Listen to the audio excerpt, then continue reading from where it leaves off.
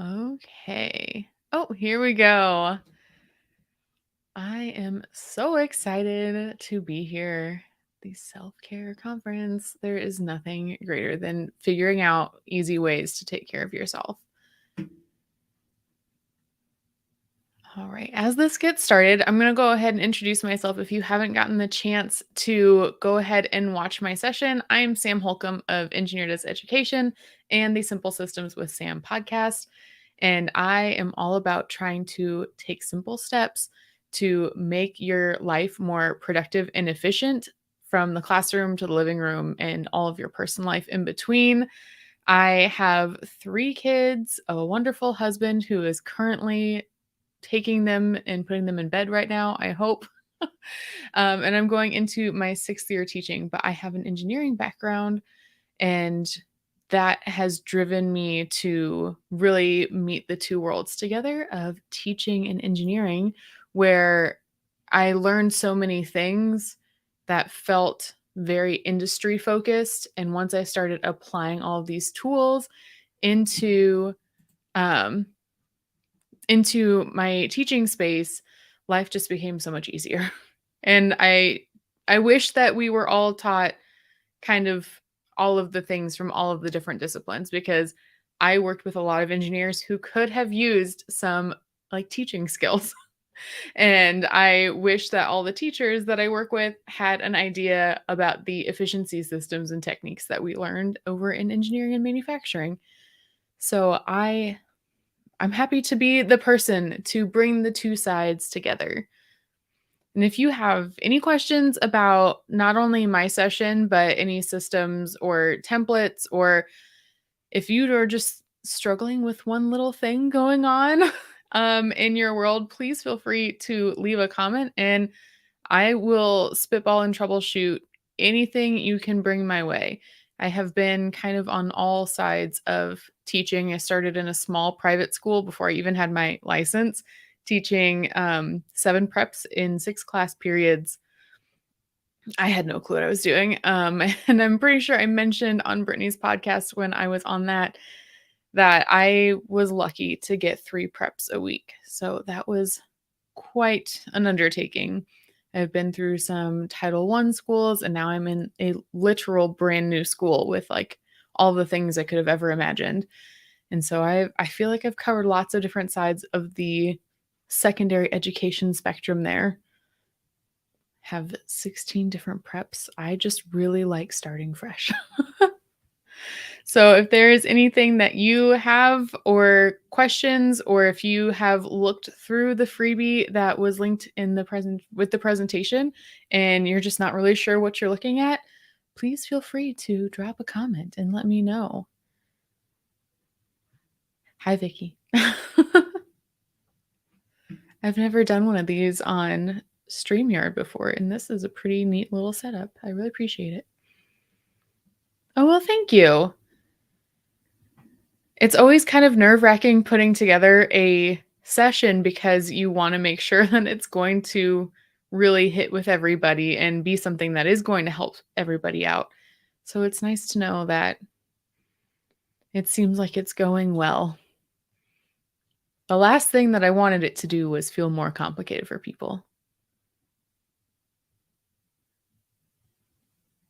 Yeah, if you were trying to get to the free downloads for my session, my website has been a bundle of fun and learning adventure and so much growth mindset in the last week, and so it is working now. We are all set and good to go there. And I will say one of the things that I talk about in the session is SOPs. And as I've hit all of these struggles, even with my tech on my website, or as I'm trying to create a new notebook system for my freshman science class, I am putting every little detail into a spreadsheet so that I can reference it later. All right, my favorite simple system for the classroom. Honestly, it's color coding. I color code so much within my classroom because the visual of it all makes my life easier. And so without feeling like I need to go and overhaul everything entirely. My first hour is red, my second hour is orange, then yellow, and it just keeps going from there. And I have their work folders are those colors. So when I have my turn in tray, if I don't grab work from each hour from my one turn in tray, I just put a laminated colored sheet down in between.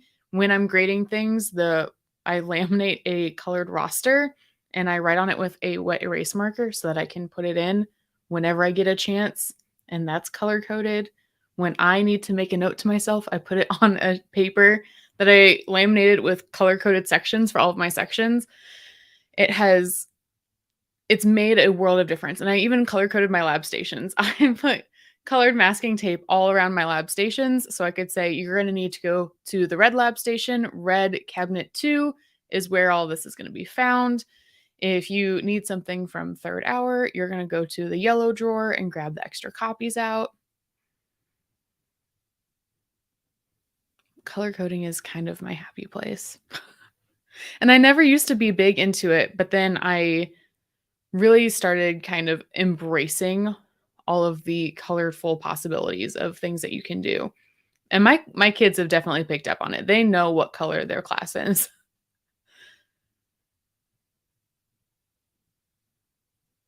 Vicky, you're trying a new system of teaching math this year. That sounds intriguing. I am branching into the AP physics world this year. Yay for new prep number 16. And I have been taking all of the math PD I can because that's kind of the one thing that I need to make sure I have under control. I can tell them all the science and explain it, but getting them to take a hold of the math is interesting. So I'm creating a template of how my week is going to go and how my classes are going to go so that I have a section of time to teach math skills every single week. Whatever we're going to need upcoming, we're just going to go straight pure math and then we're going to jump into physics. Color coded index cards. Yeah, I've seen lots of, and I tried it one year, the colored popsicle sticks just with like numbers or names written on them. That's worked really well. Oh, you've got me intrigued with Math Wars. That sounds, I don't even know what it is, but I like the name. I'm writing that down right now.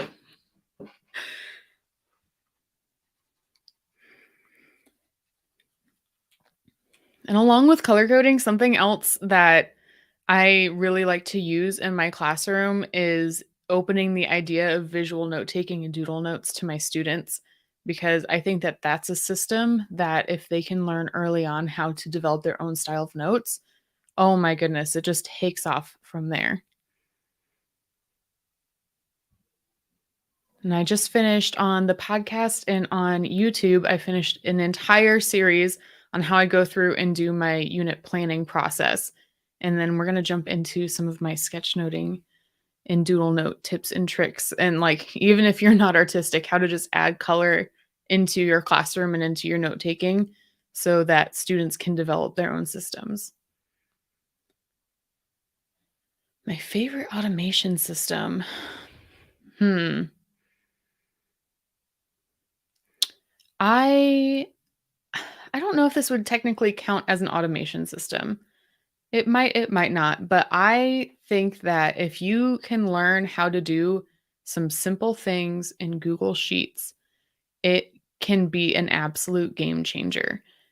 Especially if we're talking math or just word problems in general, you can have it automatically put in different numbers and then do the calculations for you. I have my unit planning kit where I type in different pieces of my lesson and it pulls together different pages of all the things that I'm going to need.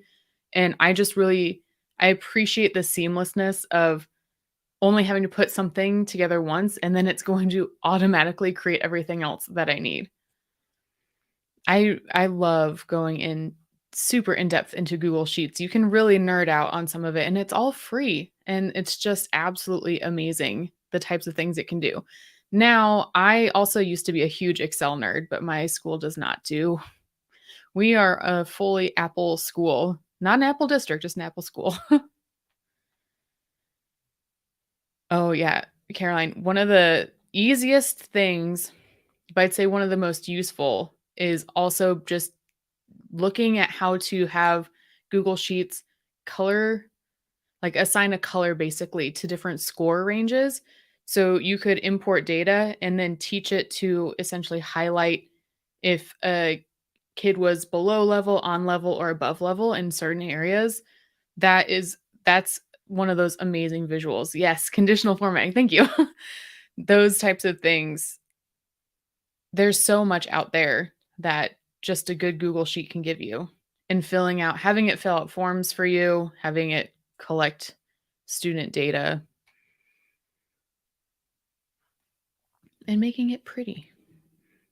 If you're gonna make something and put the time into creating a really nice template, then once you know it works for you, adding a little bit of a pretty factor. The Google Sheets 101.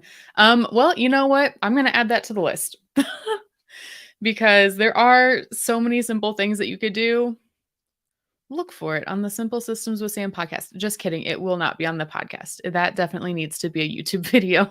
I don't think walking anyone through Google Sheets 101 just like verbally is going to help anyone.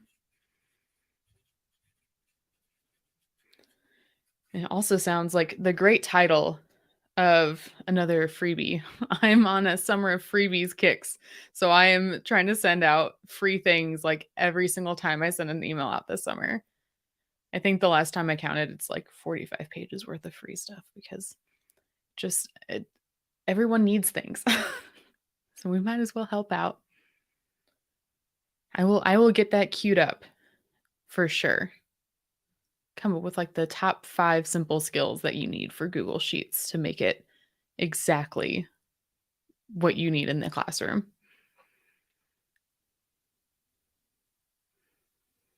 Oh yeah, exact. I mean, Google Sheets, it seems it's one of those things like if you ever took an Excel class before Excel kind of got dominated by Google Sheets, the things that these programs can do or that you can like teach it to do is absolutely unbelievable. And I am a very self-proclaimed nerd. I could go into videos and just like watch people code behind the scenes of it for forever and then they just give you the coding and say, "Hey, go do this and it's going to pop out all this information you put into it." It's huh, it's just awesome. I would say outside of that, I do really like the ease of Google Forms, and I use Google mostly because it's easily accessible on any device. I know a lot of people are really big PowerPoint people, but I moved away from PowerPoint just to get to Canva because I could access it anywhere if I didn't have like all my fonts or something loaded up somewhere. I didn't have all my images saved in one spot. And Google Forms can also do some really crazy things, but that one takes a little bit more, I think, to know the backside of what's going on. I'm hoping though that I can generate some really good Google Forms for a self-paced like math and science skills boot camp for my physics students. Trying to get that done next week. It is on my block schedule, which I just posted on my Instagram stories. I did a color-coded block schedule for next week because that's exactly summarizes who I am as a person.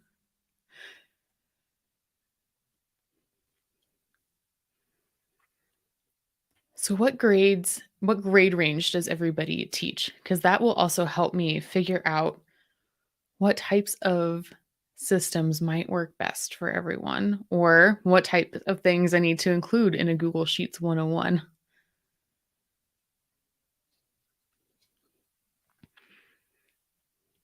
I was at a birthday party this morning with a pre-K teacher, and I was like, bless you for all the things that you do. And she said the exact same thing to me for being a high school teacher. Oh my goodness, Caroline, you are going to love using Google Sheets as a librarian. 1,000%. We need to get you hooked up with that for sure.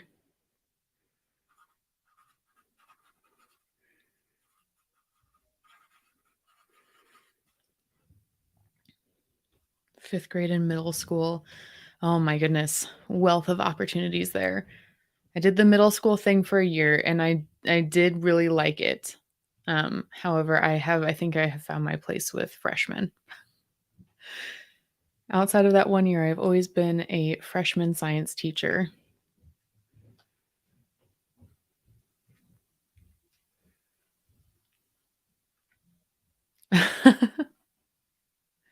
Well, you know what? That is kind of my specialty. I appreciate when people explain a system in the one way that it can really work for a specific area. But if a system is going to work well, it can't just be in that area.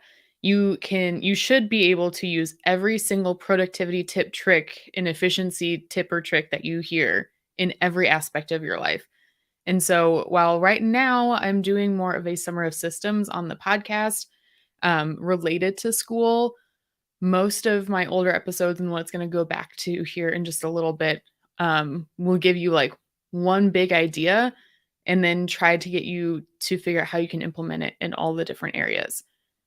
So while I love color coding in my classroom, my kids at home are also color coded, which sounds kind of horrible, but they have like their specific colored plates and cups and bowls. They know what's theirs. They know what like cabinet is theirs for their shoes because it's color coded. And if I try to implement something at my home life, I try to figure out how it can fit into school because it should not all be exclusive.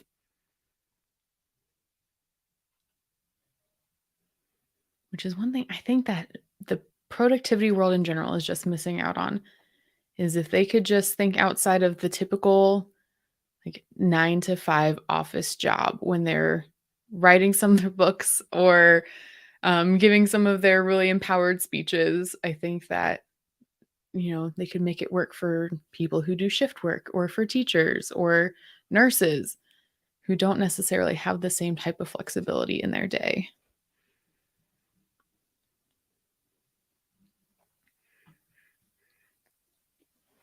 While we're here, this is just kind of a very random, but I feel like I should tell everybody.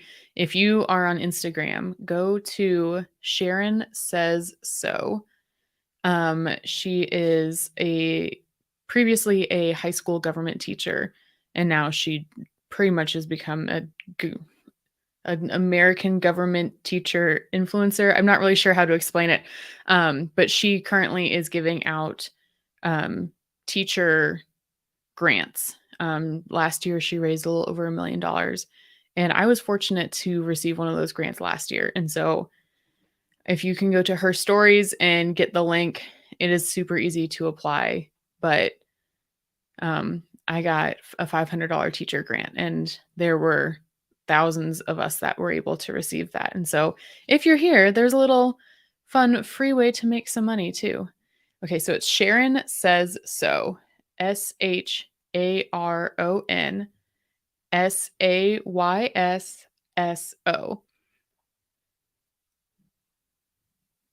Awesome. Yeah, I keep trying to share everybody that's doing like teacher grants or like teacher giveaways. I try to share it over on my Instagram as much as I can too, because we can all benefit from something like that. And I don't think that everybody knows all of the opportunities we have for those types of things. And especially if you come from a district where you're not allowed to share your wish list. This is a great little workaround for that.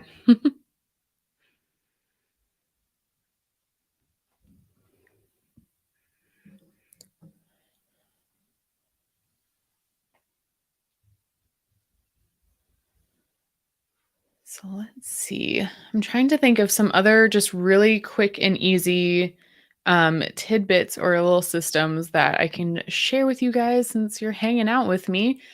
Um, I know that in my classroom for teaching science, there's just a million cabinets and things that can go into it. And so one of the things that I'm doing this year that is going to take some time, but is going to be exponentially invaluable in the end, is I am inventorying each and every cabinet into a spreadsheet. So like I said earlier, I color code my lab stations. So going around the room, it goes in rainbow order, and then the center one is usually mine.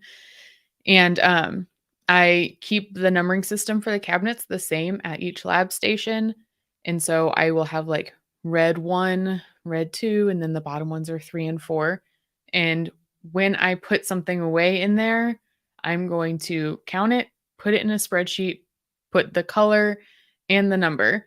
That way I can just go to a spreadsheet every time I need something. And if you inherited a classroom that has way too much stuff, this is also a great process to start going through so that you at least have some of your cabinets organized and you can always reach for what you need when you need it. And then you can also realize what you never reached for and kind of start getting rid of it a little bit later.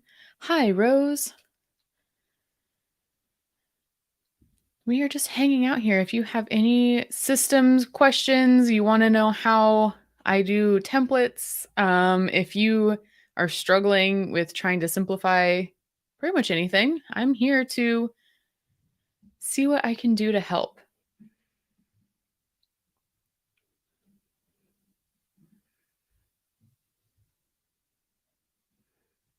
I can hear my husband walking around upstairs. I think he got the kids to bed. He is absolutely amazing, and I am so thankful for him. Oh, yes. I the paper. And I am such a paper person, but when you make a paper list and try to pass it down and things have changed and then they weren't updated on the paper because at one point you couldn't find the paper, so much. And Caroline, I wish I could remember it. I saw it. I love reading. I'm not as far as I want to be for this year, but I'm hoping to get to 50 books for the year by the time school starts back up in a few weeks. Oh gosh, 1 month from today. There we are. And there was an app where you can use your phone to scan and it makes a digital library inventory. And I think it was free for like the first 1,000 books or something. So an entire library is not probably going to be worthwhile, but it just looked so good. I know. I wish I could do it. I wish I could justify scanning all of my books in my upstairs little library. I've got all of my bookshelves stacked too deep. My husband, it drives him nuts so much, and that's why I keep doing it because I need a better bookshelf. Is that what it's called, bookshelf? That would make so much sense. I love it when companies just name things the way that you would think about it. You don't have to guess so much. It's a naming system, just naming things, obvious things. Oh, we'll go on that for a second. Okay, so one of the things that I um, suggested that people do before next school year starts. And so I did it last week because it was like perfectly in between when all the stuff from last year was over and all the stuff for this next year hadn't started like arriving yet in my inbox. I literally I selected everything and I moved everything in my inbox to an old folder. So it's still searchable, but my inbox was clean and it has made the world of difference. I did it in my personal inbox too because my husband is a great inbox zero person and I just am not because I there are so many things I keep in there that I like to reference later. But I did it with that, took everything, put it into an old folder. And the same thing with Google Drive. If you keep your things in Google Drive, which I highly encourage every teacher to do, if you have it not in a folder right now, highlight everything down there and move it into old. You can still go find it later, but it's not just like cluttering up space and you're going to have to scroll through everything to start with over and over again. Okay, so what I did, I literally on my email inbox, I like selected all for everything that's showing up on the page. And I did move to folder and I made a folders literally titled old. I also do it with my downloads folder. Um, I think especially in the place that we are digitally, we love to collect things in our downloads folder and we will go back and reference it because we're like, oh, I downloaded something. Let me go look there. But if you wanted to use it again, you might lose it eventually in the downloads folder. So what I do once a quarter, usually at school, is I take my entire downloads folder and I shift it onto my desktop, and I'll delete the things I know need to be deleted, and everything else I just put into like an old folder. I can still search for it. I can still try to find it later, pull out the things that I know are needed and actually put it in a more permanent place when I do use it. But that way it's all in a spot. Um, so no, with the inbox, you can't do more than one page at a time. So what you really need to do is go to the settings so that you can show, I think it maxes at 50 per page. I had about 2,000 in my inbox and I just went 50 at a time, moving them over. It was actually very soothing. I put a YouTube video on in like the bottom corner of my screen and just had that playing while I went through and sorted my entire inbox. No, your downloads folder isn't a lost cause, I promise. Oh my goodness. It feels like it, and that's the problem, is then it becomes so overwhelming that we don't go into it. But when you give yourself kind of that fresh start, then you feel like you have more of an ability to use your folders or to create the right folders. So even right now in my school Google Drive, I taught a class last year for the first time and the only time, like the district has gotten rid of it. And I had so many things because I just had fun with the class. Like they did a podcast series. They did blog posts. They did an entire like activism project for a month and a half at the end of the school year. We had so much fun. I had so many files from them and I just like highlighted all of it, shoved it into another folder so I can still access it if I want. But now when I search for something, when it pops up, I move it into a place that I want it now and I can start fresh with a new file system. And the new system that I'm using for naming all of my files, it is super cumbersome. It's like the best word for it is every time I go into a file now, I am taking off whatever name is there and I'm going to name it with the course, the unit, and then the like topic and just leave it like that. So for like if I had something in physics, I would say physics, unit 1, kinematics, describing motion worksheet. And the title is going to be insane.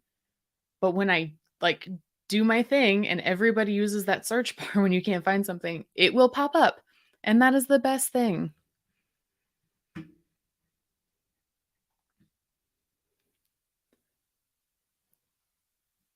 Trying to keep copies of my school resources in my school and personal email. Yeah. Um I don't I don't know if this is exactly what you're talking about, Vicky, but when I moved districts, I was very fortunate that our tech person was extremely helpful with all of this. And I think it's takeout.google.com. And what you can do is you can actually download your entire Google Drive into a zip folder. So if you have like a school zip or a school Google Drive, but you really want a copy of that, like personally, just in case something happens, then you go to takeout.google.com and it's going to take hours. I mean, I would run it overnight. And then it will put everything in that Google Drive. And you can select what folders and stuff you don't want. It'll put it into a zip folder, and then you can just use it in a USB, or you can upload that zip file into your personal drive from your school computer. And that's always been great. But that's one of the reasons, honestly, I've started using Canva to create a lot of my things because I have access to it in my account everywhere I go, and then I can download the PDF on whatever computer I'm on. So if I'm getting to school some days and like nothing is working whatsoever, I can still get on my phone and I could like download the PDF onto my phone and either upload it to like a Google Classroom or a Canvas. Oh no, I have a mess in both Google Drives. Vicky, we will walk through this. I actually have a podcast episode on digital decluttering. Let me see if I can find I have this whole thing posted. Episode 29 of the Simple Systems with Sam podcast. I don't have a YouTube video for it. I just have the podcast episode, but it is my digital declutter episode, and I think it will really help. It is one of those things that I came up with, like just randomly decided, hey, I need to go ahead and talk about digital declutter, and it's one of my like top 5 episodes I've done. I think a lot of things that are in there are very helpful. Episode 29. And it's supposed to be simple steps. That's my whole thing. It's all supposed to be simple. So if you find it overwhelming, please reach out to me, email me. I will like get on my computer and send you videos if I can, or I will get you an email shot back as quickly as possible. I don't want it to feel hard. So I can be there to help you out.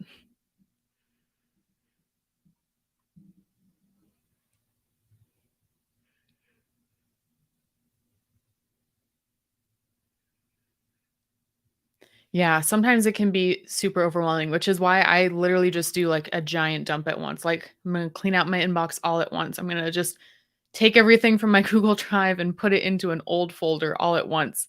It's there, but the mess isn't there like bogging down my mind. Yeah, no problem. This is like my favorite thing. If somebody could just pay me to like go around and just insanely detailed organize some ridiculously small things in everyone's life, like I would totally do it. But I would probably miss physics. I really like teaching physics. Also making my kids listen to science parody songs.